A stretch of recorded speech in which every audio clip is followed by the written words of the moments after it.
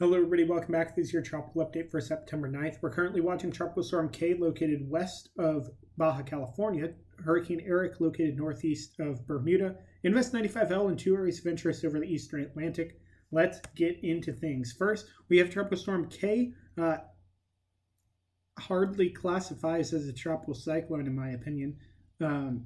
Hardly no convection around the center. The most convection is actually over California and Arizona at the moment, where flash flooding is an extreme concern for those areas. Tropical storm force winds extend as far north as San Diego in California. Tropical storm warnings remain in effect for Baja California Norte, as well as portions of mainland Mexico down to Puerto Libertad. Well, max winds on this one are currently 45 miles an hour, and that will kind of be its decay. As you saw, it didn't look like one. So Category 2 Hurricane Earl pulling away from Bermuda, where they experience tropical storm force winds, potentially becoming Category 3, but not necessarily, as it will begin to weaken as it moves to the north, but grow in size, as a lot of storms tend to do as they move to the north. The wind's currently 100 miles an hour on this storm, and again, extraneous impacts likely in portions of Atlantic Canada. However, no tropical storm force winds in those areas. As I mentioned, chance it reaches Cat 3 strength, probably not going to though, will begin to decrease in strength about this time tomorrow, and from there become a non-tropical cyclone. Here's Invest 95L.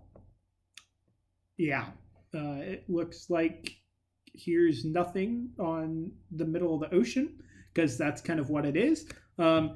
10% chance formation within the next 5 days, probably not going to develop. I lumped it in with two areas of interest because 0-10 and 0-20% chance of developments are basically none. The last tropical wave has a decent amount of model support with it, but there's no sense in sitting here and talking about all three waves separately, because at this point within the next 5 days, none of them are likely to form. As we see from the impact map, some low impact still possible over portions of Mexico, perhaps even Southern California and Arizona, as well as minimal impacts in the surrounding vicinity for the next day or so. Those will decrease over time, and then we won't have any. No impacts throughout the rest of the Atlantic basin, and that's pretty much the theme here today. Here's the European ensemble. As we can see, Category 2 Hurricane Earl makes its way out to sea. Invest 95L does not develop. The area of interest behind it doesn't really develop, but the area of interest